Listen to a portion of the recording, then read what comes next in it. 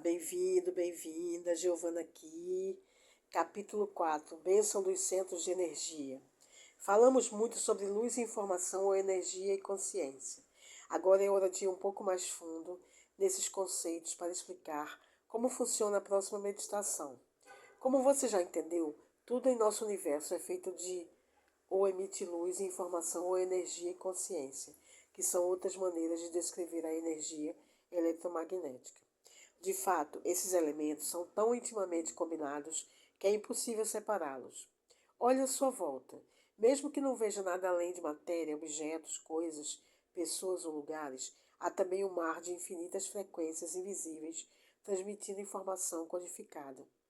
Isso significa não só que o seu corpo é feito de luz e informação, de energia e consciência, mas também que você, como ser consciente com um corpo, é feito de luz gravitacionalmente organizada, cheia de informação e envia e recebe continuamente várias frequências, todas transmitindo diferentes sinais, como um rádio ou telefone celular.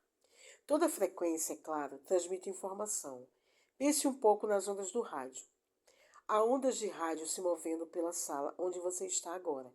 Se você ligar um rádio, consegue sintonizá-lo em um comprimento de onda específico ou sinal. E um pequeno transdutor no rádio vai captar o sinal e transformá-lo em som que você pode ouvir e entender, como sua música favorita, notícias ou até um comercial. Só porque você não consegue ver as ondas de rádio no ar, não significa que não estejam lá, transportando informação distinta em uma frequência específica o tempo todo. Se você mudar a frequência 1 grau e sintonizar em outra estação, uma mensagem diferente será transmitida nesse comprimento de onda. Dê uma olhada na figura 4.1a, que mostra todo o espectro de luz e todas as frequências eletromagnéticas que conhecemos. O espectro de luz visível, no qual percebemos as várias cores presentes no mundo em que vivemos, responde por menos de 1% de todas as frequências de luz que existem. Isso significa que a maioria das frequências estão além da nossa percepção. Portanto, a maior parte da realidade conhecida do universo não pode ser experimentada pelos sentidos. Então, excetuando a capacidade de perceber a luz absorvida ou refletida por objetos e coisas, a verdade é que conseguimos perceber apenas um pequeno espectro da realidade. Há muitas outras informações disponíveis, além das que podemos ver com os olhos físicos. Lembre-se, quando me refiro à luz, estou falando sobre toda a luz, incluindo o espectro inteiro de frequências eletromagnéticas, visto e não visto, não só a luz visível. Por exemplo, embora não vejamos os raios-x, eles existem. Sabemos disso porque o ser humano tem a capacidade de criar raios-x e medi-los. De fato, existe um número infinito de frequências dentro do espectro de luz raio-x. Os raios-x são a frequência mais rápida que a luz visível que enxergamos, portanto, tem mais energia, como já disse. Quanto mais rápida uma frequência, maior sua energia. Matéria por si só é a mais densa das frequências, porque é a forma mais lenta e mais condensada de luz e informação. Dê uma olhada na figura 4.1b. Passe os olhos pela linha horizontal que corre através das colinas e vales das ondas, começando pela letra A e se movendo para a letra B, depois para C. Cada vez que chega à letra seguinte, você percorreu um ciclo completo, chamado de comprimento de onda. Assim, a distância entre elas, A e B, é um comprimento de onda. A frequência de uma onda refere-se ao número de comprimentos de onda ou ciclos produzidos em um segundo, sendo medida em hertz. Quanto mais rápida a frequência de onda, mais curto um comprimento de onda. O inverso também é verdadeiro. Quanto mais lenta a frequência, mais longo o comprimento de onda. Por exemplo, a luz da frequência infravermelha tem frequência mais lenta que a luz na faixa da frequência ultravioleta. Assim, os comprimentos de onda da luz infravermelha são mais longos e os comprimentos de onda da luz ultravioleta são mais curtos. Aqui vai outro exemplo. Dessa vez, o espectro de luz visível. A cor vermelha tem uma frequência mais lenta, 450 ciclos por segundo, que a cor azul, cerca de 650 ciclos por segundo. Portanto, o comprimento de onda do vermelho é maior que o comprimento de onda do azul. Ao longo da história foram feitas várias tentativas de fotografar e medir os campos de luz.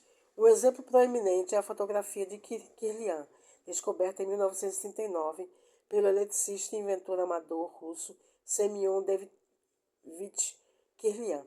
Com a técnica Kirlian, conseguiu capturar imagens do campo eletromagnético de objetos vivos e não vivos.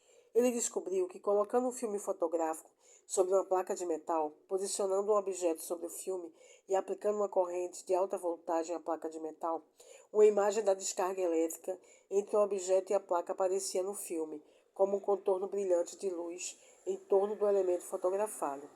Em um dos muitos experimentos, Kirlian fotografou duas folhas aparentemente idênticas, uma de uma planta saudável e outra de uma planta doente.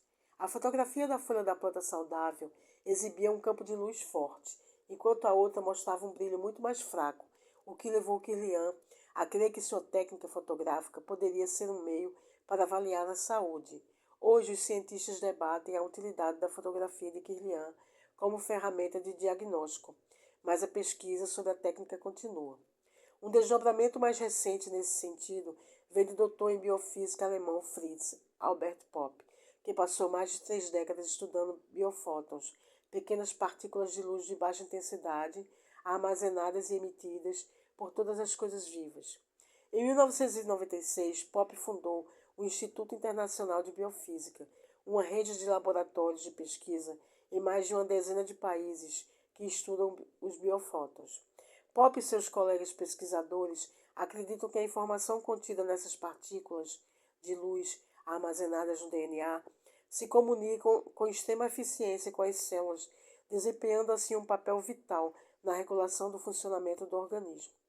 Os biofótons podem ser detectados por uma câmera extremamente sensível, projetada para medir suas emissões. Quanto mais fortes as emissões e mais intenso e coerente o campo de luz, maior a comunicação entre as células e mais saudável o organismo. Para manter a vida e a saúde, nossas células se comunicam entre si, trocando informação vital, transmitida em diferentes frequências de luz. Popp descobriu que o contrário também é verdadeiro. Quando não emite suficiente energia eletromagnética organizada e coerente, a célula adoece. Não consegue compartilhar muito bem informações com outras células e, sem essa troca, não tem aquilo de que precisa. Portanto, a versão mecanicista do funcionamento interno da célula que aprendemos em biologia no ensino médio está ultrapassada. Moléculas carregadas que se atraem e repelem não são responsáveis pelo modo como a célula funciona.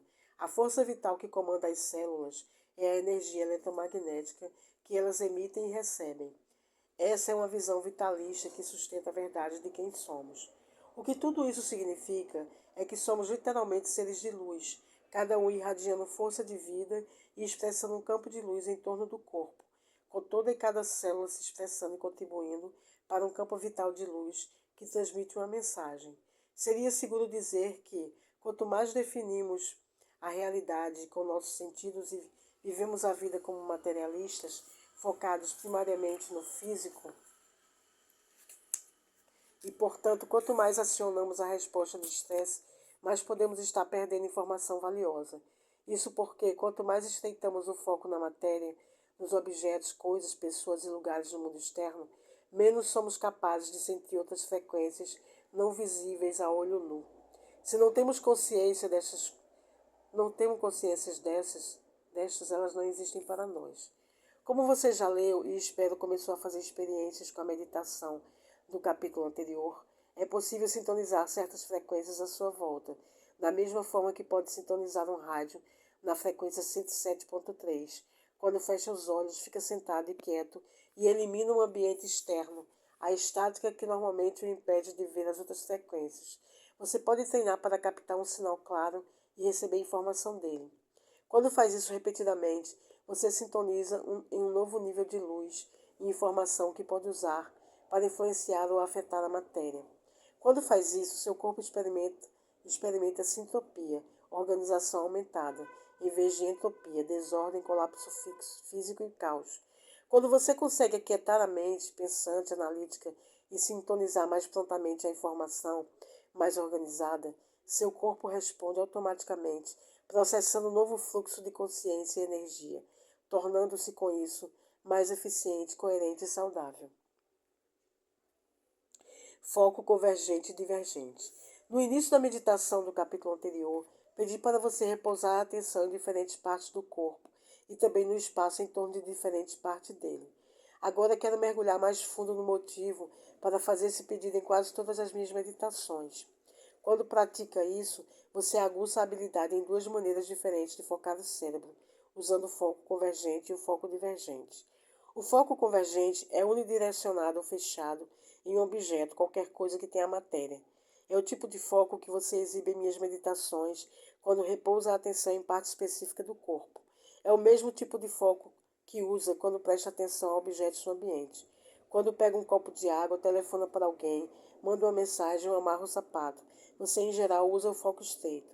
Na maior parte do tempo que passa em foco estreito, você está focado em objetos ou coisas, matéria, e pessoas ou lugares no mundo externo, principalmente elementos tridimensionais. Lembra de nossa discussão anterior sobre viver em modo de sobrevivência, com os hormônios do estresse circulando o tempo todo pelo corpo, ajudando a manter a prontidão para lutar ou fugir? Quando estamos nesse estado, estreitamos o foco ainda mais, porque prestar atenção ao mundo externo, físico, se torna muito importante. De fato, nos tornamos materialistas, definimos a realidade com os sentidos. Os diferentes compartimentos do cérebro que normalmente trabalham juntos começam a se subdividir, deixando de se comunicar entre si com eficiência e de trabalhar em estado de coerência, organização. Ficam em estado incoerente, enviando mensagens incoerentes pela medula para diversas partes do corpo. Vimos isso em muitas e muitas vezes ao fazer varreduras para medir as ondas cerebrais. Como eu disse antes, quando o cérebro está incoerente, você está incoerente.